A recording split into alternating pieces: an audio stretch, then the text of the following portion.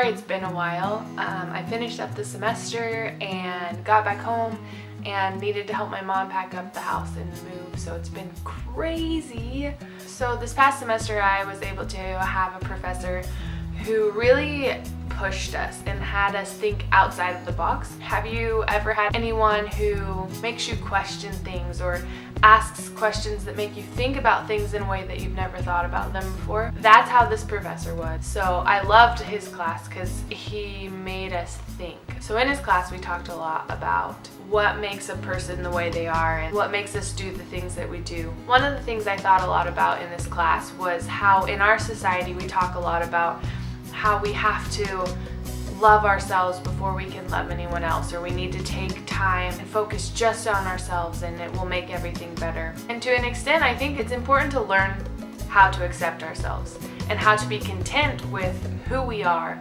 and learn where we want to go in this life. But if we spend too much time focusing on ourselves, it can bog us down. Towards the end of the semester, we read some stories by Tolstoy, and I loved them. They were amazing stories, and they shed a light on things, and they made me look at things in a different way. Maybe not in a different way, but more deeply than I had before. One of the stories is called What Men Live By. It's a story of Simon, and he's a cobbler or a shoemaker. One night he's going home and he sees this man who is obviously distraught and obviously has nothing.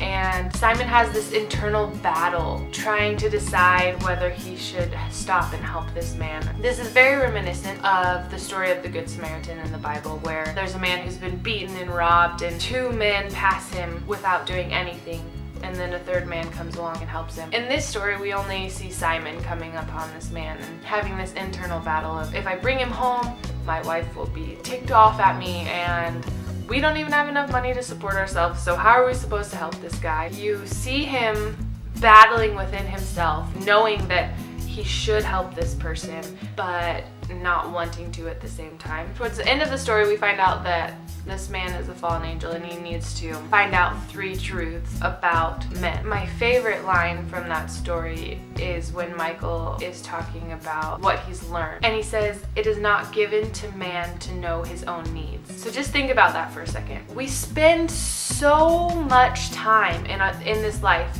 trying to fulfill our own need, trying to make ourselves happy. And Tolstoy is claiming that we can't do that for ourselves. We need other people.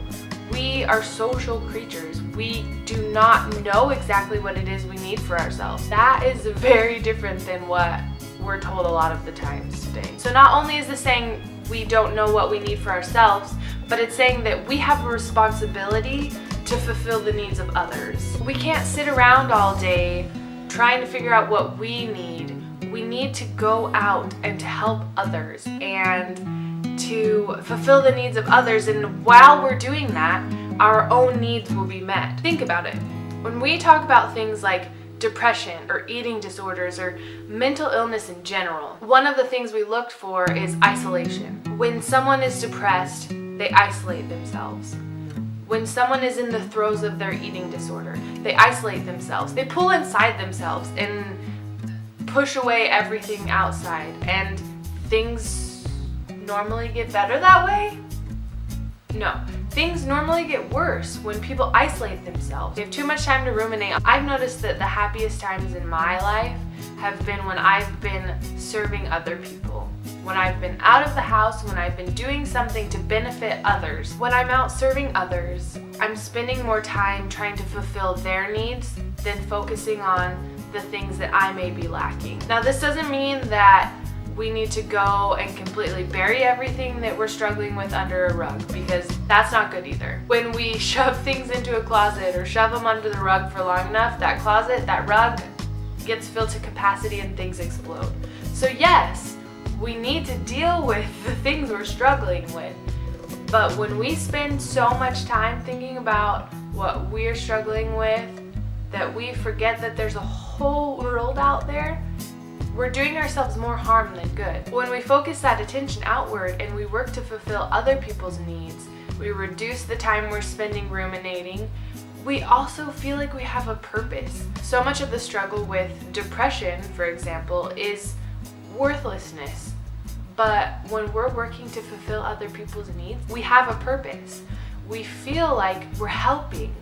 We're helping this world to progress. We're helping people to feel better about themselves, and in turn, we feel better about our own selves. So, we're not only fulfilling the needs of others, but our needs are being met because we are doing that. In the fall semester, I read a book called Man's Search for Meaning by Viktor Frankl that completely changed my life. If you're interested, I will leave a link in the box below so that you can check that book out, because it made me think so much, and it just, I love that book. I can't even explain it.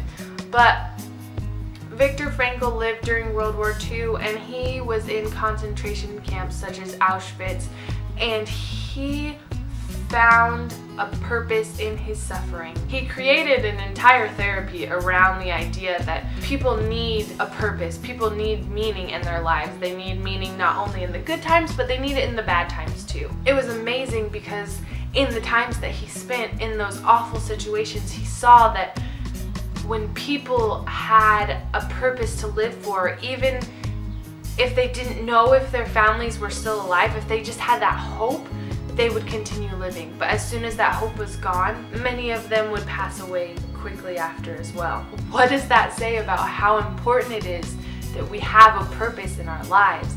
That we have a reason for going forward, we have a reason for suffering, we have a reason for dealing with the pain that we are dealing with. How can we find that reason if we are sitting in our room alone?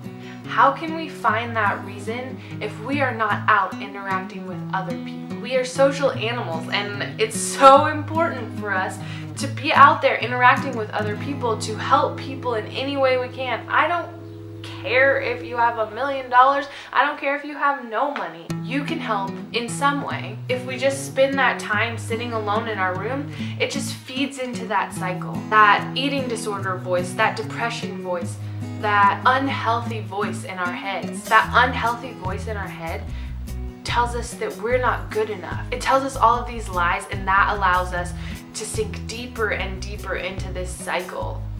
But when we get outside of ourselves and we don't allow ourselves to believe those lies that that voice is telling us, we are unstoppable. I'm not suggesting that we completely bury all of our problems under a rug or shove them in a closet. I am simply suggesting that we need balance. We need to get out there, and we need to socialize. We need to help people. We need to get out of ourselves. We cannot isolate ourselves and expect to be content with the way that we're living. We need to be out there. We need to be meeting people. We need to be helping people. That will help us in turn. And if we help ourselves, then we can go out and help more people. How wonderful would this world be if all of us stopped thinking so much about ourselves and started thinking about how we can help to fulfill the needs of others? That's my challenge to you this week. I want you to get out there, and I want you to look for an opportunity to serve somebody else. And then I want you to tell me about it. Tell me about your experience. Or if you've had an experience with this before, tell me how you felt while you were helping somebody else. I really want to hear about your experiences, so leave them in the comments below, and I will make sure to read as many of them as I can, which will probably be all of them. Don't forget to like this video and subscribe to my channel so I can keep making more videos for y'all. Okay, love ya. Bye.